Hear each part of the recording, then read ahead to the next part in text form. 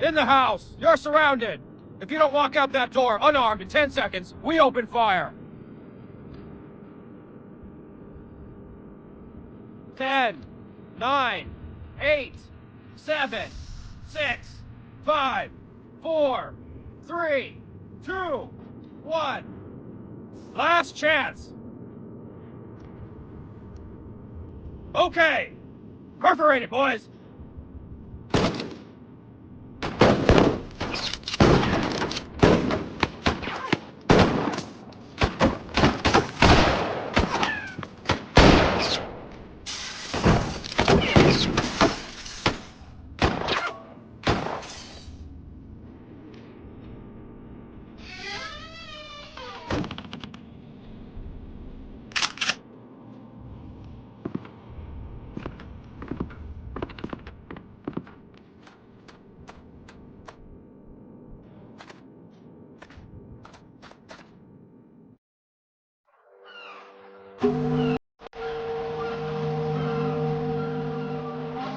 Monsieur Hercule Poirot is a personal friend of mine.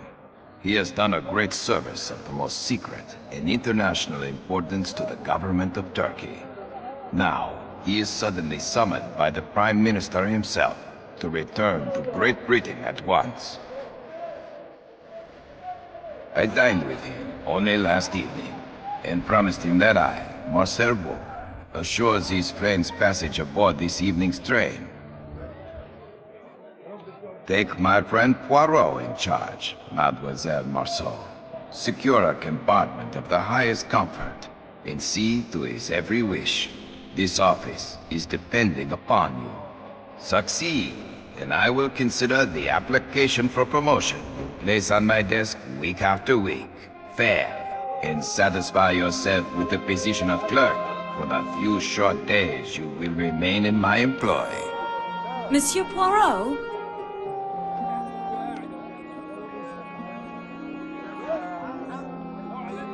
All right, Antoinette. Here at last is the chance you've been waiting for. Your fate is in your own hands.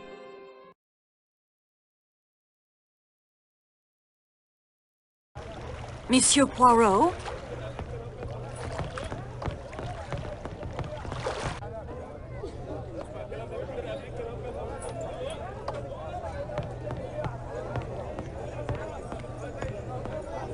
This fool tries to sell me a cleaver with no style or grace. Tell him which is the better cleaver for the hacking of meat. The cleaver in your left... Ah! Here at least is one who knows fine forged German steel when she sees it.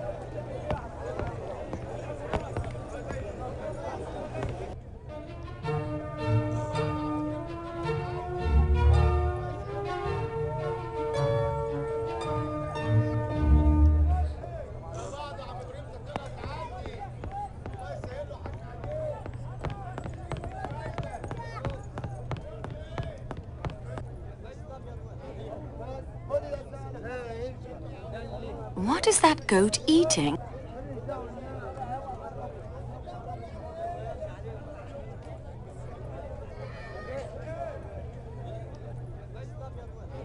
Monsieur Poirot?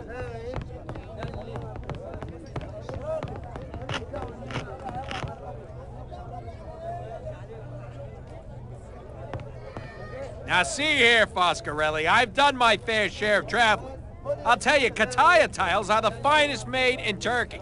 And I tell you, it is the enamel tiles from Iznik. These are the oldest and the most beautiful of the Ottoman Empire. Well, they are quite impressive, to be sure. But the Kataya tiles are more beautiful. I'm sure there are examples sold here in this bazaar that would prove my point. Gentlemen. What happened? Young lady, settle the dispute. You know the famous Yes, of course. We have to wait here for our porter. and an Iznik. Just borrow them for a second. No need to buy. How dare you? It's the principle of the thing, miss. I don't... Then permit us to...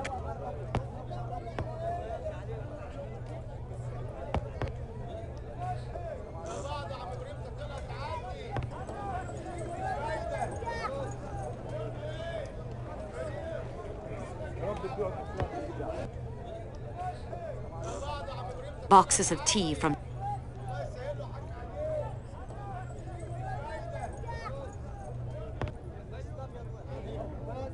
boxes of tea from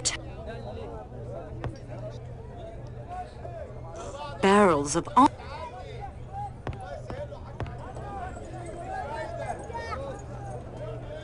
well, I'll just borrow furniture and house. This stall displays intricately hand-painted furniture and household.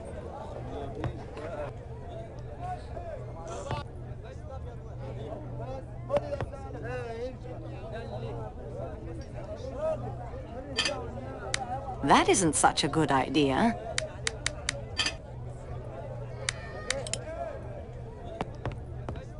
Ah, Did you bring it? or an sneak? Here is a Kataya bowl. There. Thank you, young woman. Now we can turn our attention to more important things, like those fountains we were discussing earlier.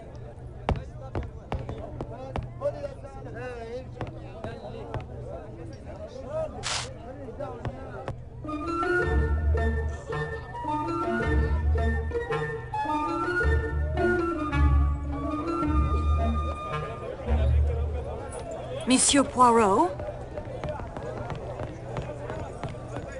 Let me pass. Her Excellency has lost her parasol. We are searching.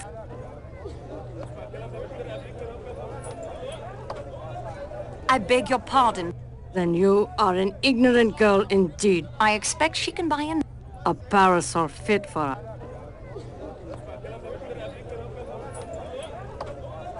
I'm truly sorry. Your general? I haven't seen it. I'm sorry. If you could help us look for it.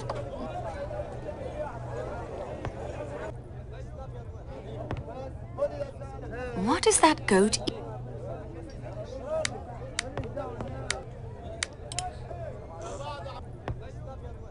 What is that goat eating? What is that goat eating?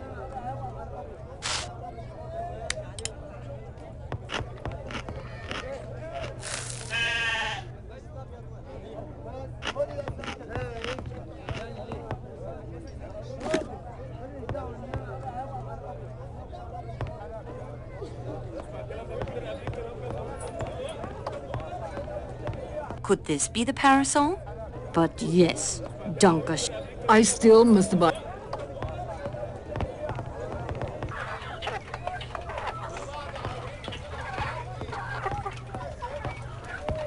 Oh, please, European miss. I have the train to Calais to catch, but I am so tired.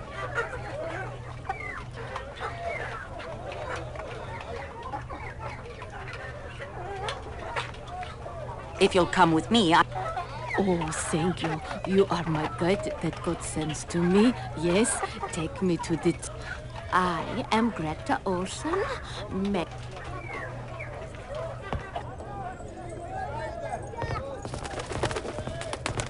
Hector, make sure the statue is safe there. Yes, Mr. Ratchet. Who do they say? Tourists, I expect. Huh. Well, at least... excuse us. Well, hello. Please. French, right?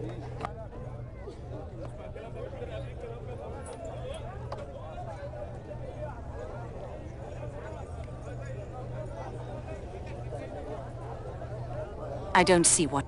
No need to go all stuck up with me, lady. Fellow passengers...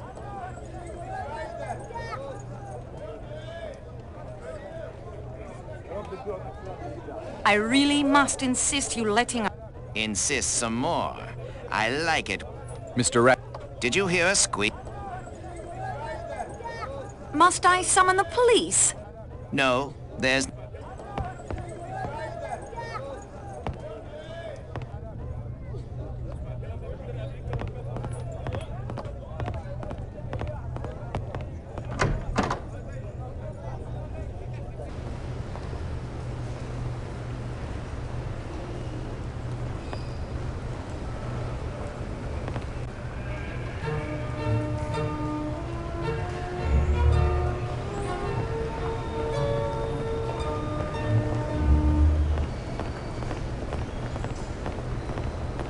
Mary. Not now. Not. Well, what are you waiting for?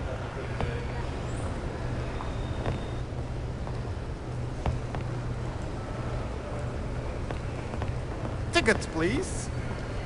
No one may board. I must be making an inventory.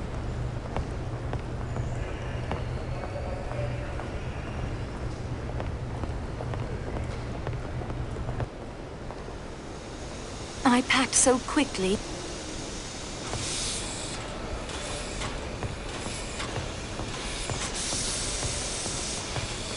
But I must travel this evening to London.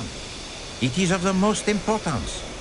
My friend, Monsieur Bou, director of the line, assured me of a room aboard the Calais coach.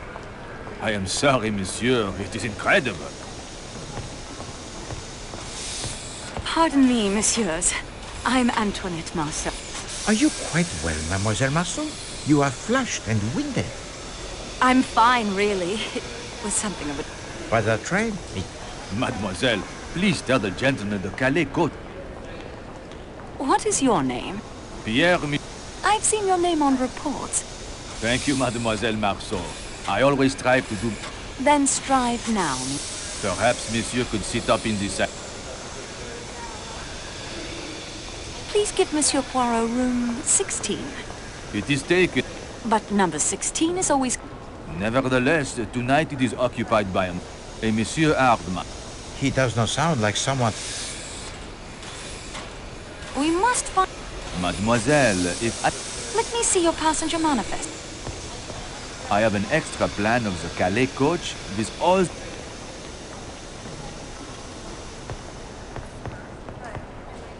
As you can see... There are extra beds. Only 2. In Mr. McQueen's room, but he has paid for a single.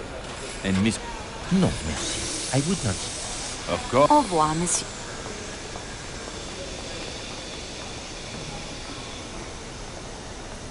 But please think of something. I don't want to lose...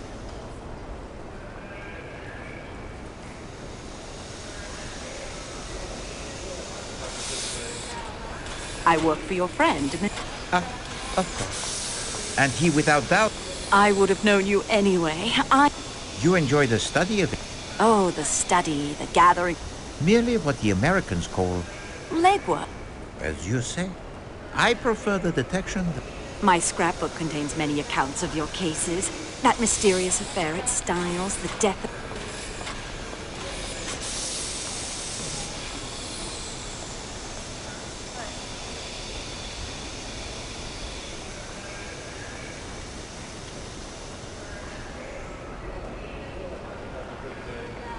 Monsieur Poirot, But Monsieur McQueen's employer paid extra for his secretary. No. I would... Give Monsieur Poirot... Mademoiselle Poirot... I insist. I will not... No, if I must turn you out, why then you will stay in the room of Miss Olsen. I am... No, really, it isn't... No. Poirot has spoken. I will speak to the lady at...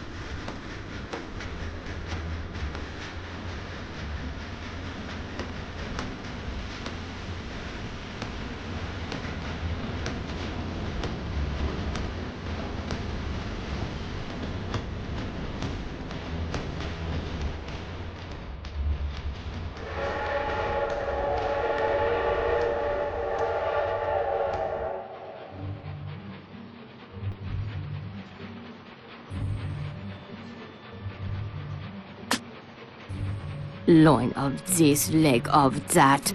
I am not eating the flesh of the animals. In America, if it has fur, we either eat it or wear it. As my daughter always says, there's a lot America could teach people in other countries, if they'd only wake up and listen.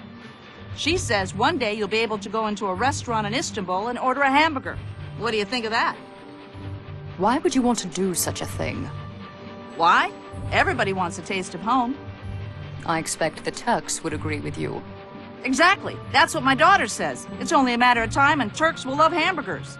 You will be sufficiently amiable to place in my compartment a bottle of mineral water before I retire this evening. Certainly, Your Excellency. For dinner, I shall have chicken cooked without sauces. Also, some boiled fish. I am very sorry, Your Excellency. There is no chicken or fish on the menu. Oh. Is he chef for this journey? The German? Oui, Your Highness. The cooking of Monsieur Klaus is admired all over Europe. No doubt.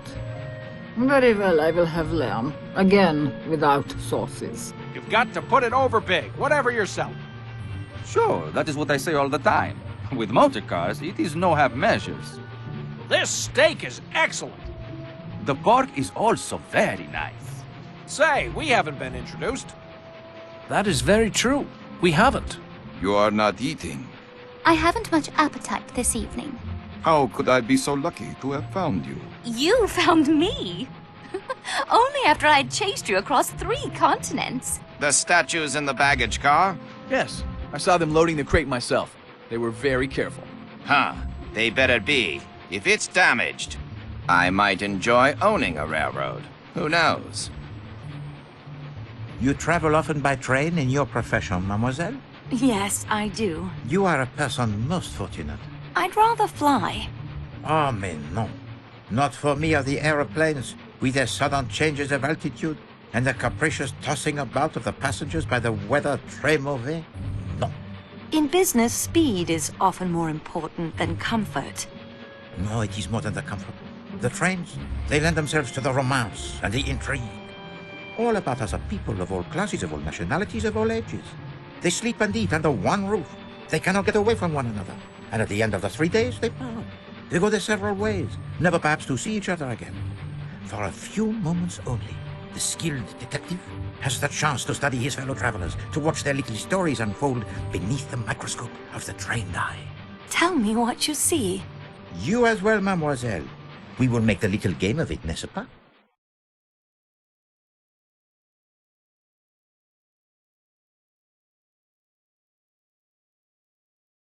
One must look, one must listen at all times. That would not be very Proper? The student of crime must start with the table farthest away, the 3 ladies.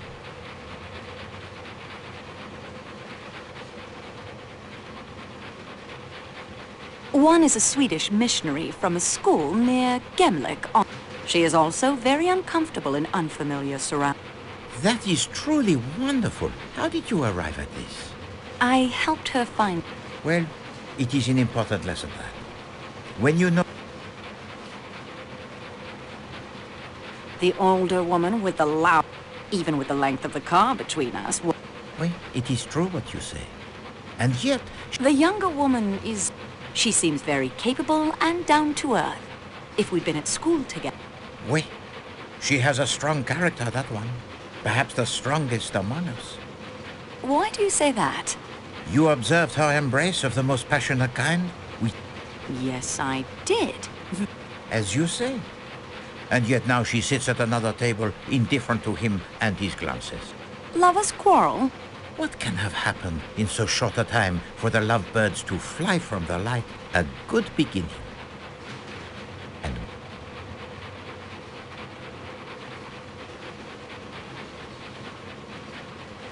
military, I would say, from the way he carries himself. very good.